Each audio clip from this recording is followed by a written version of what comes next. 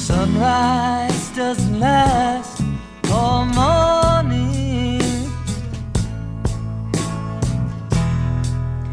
A cloudburst doesn't last all day.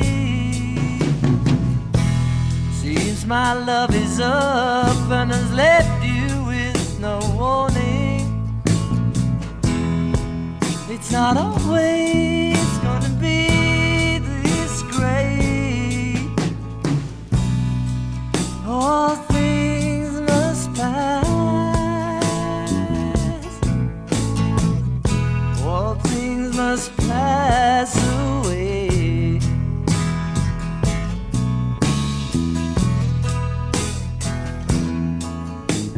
Sunset doesn't last all evening. A mind can blow those clouds away. After all this, my love is up and must be leaving. It's not always gonna be this great.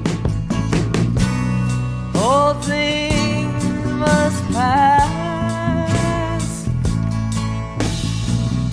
All things must pass away.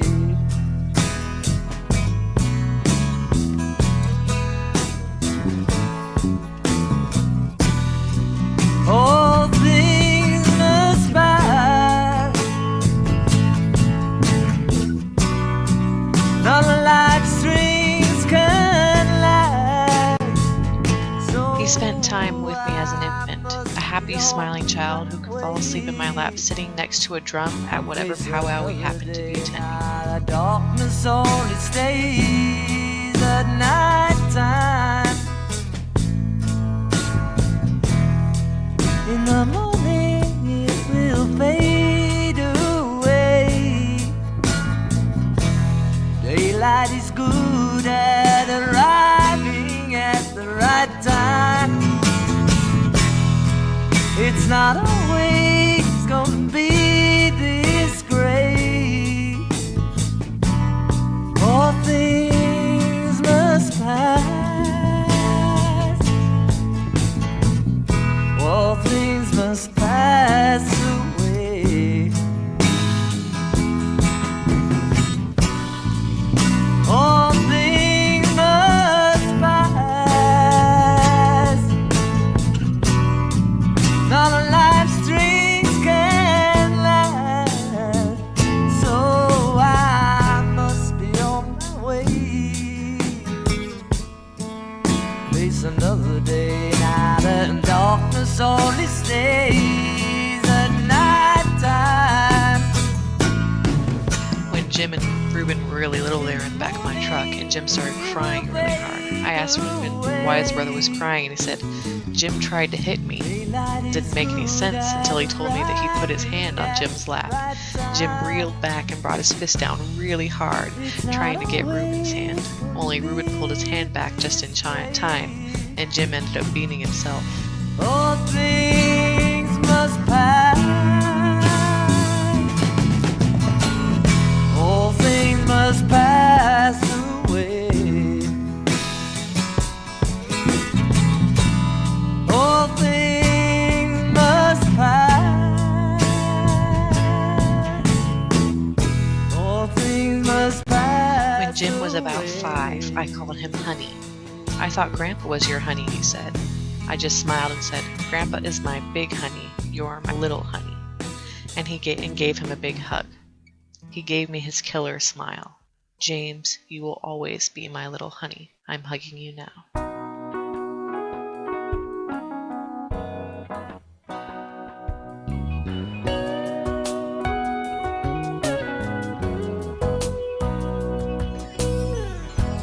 Day after day I'm more confused. Yet I look for the light through the pouring rain.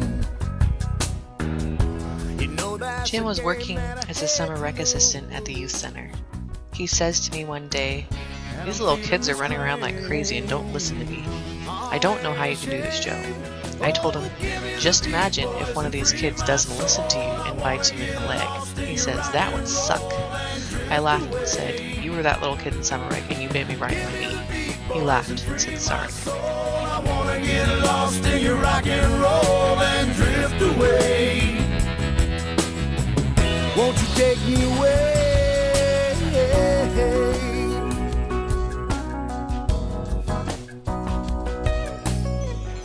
Beginning to think that I'm wasting time. I was talking to Jim about fighting with his sister. I told him, I know it's easy to get mad, I know what it's like to not be able to shut it off, but you have to learn how to in order to be an adult, or be a professional hockey player. He smiled and said, I've always wanted to play hockey. Do you think they have a hockey team at Olympic? I told him, I don't know, but I'm sure you'd be great. Free my soul, I wanna get lost in your rock and roll and drift away. Give me the beat, boys, and free my soul. I wanna get lost in your rock and roll and drift away. Won't you take me away? Jim stayed with me for a few weeks. I took him to a Mariners vs. Boston game. We went a little early because the festivities before were a DeMarini vs. Micken home run challenge. We were in the 100 level by the M's dugout and Jim yelled out, you can't park it. The batter crushes a softball completely out of Safeco. I mean onto Royal Broham at the time Seahawks Stadium. Jim yelled again, I'm just gonna sit here and shut up. All the while it was silent. That was a good time. I sure do miss my fellow Pistol. I want you to know that I believe in your song. Rhythm and rhyme and harmony. You help me along. Oh, you're making me strong.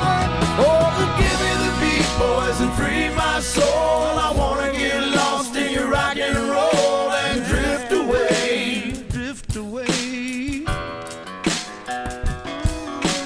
Give me the beat, boys, and free my soul. I wanna get lost in your rock and roll and drift away. Drift away.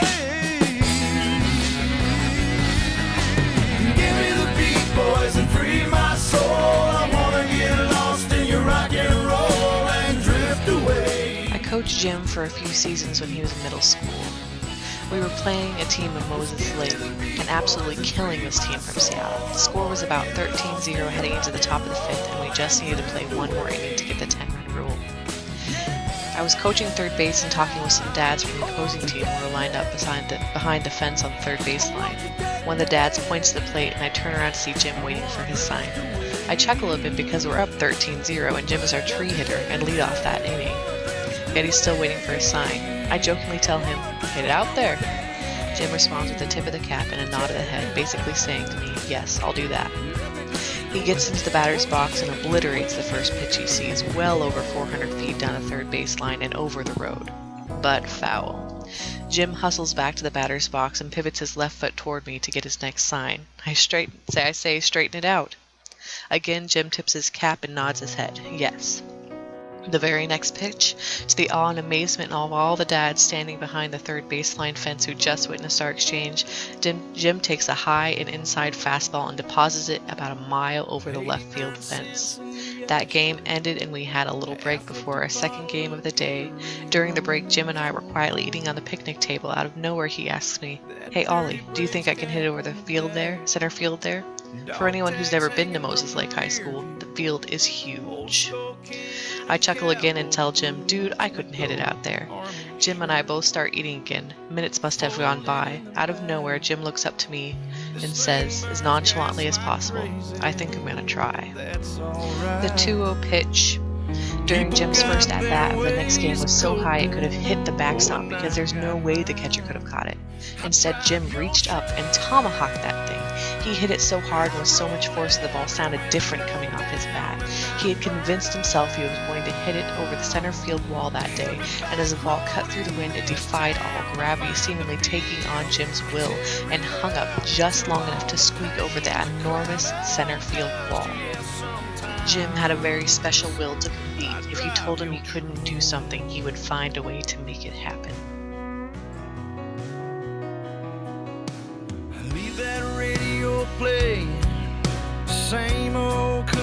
station where you left it. Yeah, man, I crank it up, and you'd probably punch my arm right now if you saw this tear rolling down on my face. Hey man, I'm trying to be tough, and Mama asked me this morning if I'd been by your grave, but that flag... I loved watching the Smith brothers and Chris when they all went to the World Series and came home champions. And they played for LB after that, and baseball is a passion of mine. Every window down and I burn up every back road in this town. I can remember Jim, when he was little, would always field about 4 or 5 positions in baseball. Just wrestle the ball from anyone, anywhere. He'd be shortstop, getting balls for the outfield and bases. I'd always said he played like his hair was on fire. He never stopped playing like that. I've cussed, I prayed, I've said goodbye, I shook my fist. I missed that night we were hanging out on the trampoline and we were watching shooting stars. I missed when you lived here and we shared a room and you'd rudely awake me with your country music. I miss watching you swing for the fences. I missed that time I had a res bomb and you had no idea what I was talking about, so you let me drive your truck up there, and you were so happy when you tried it, and that day you bought me shoes. You made sure everyone knew how spoiled I was, even telling the cashier that you came all the way up here to get my spoiled brat shoes. I love you so much, brother. You've always made me feel loved, always made sure to make me smile. You were taken too soon. Rest in paradise.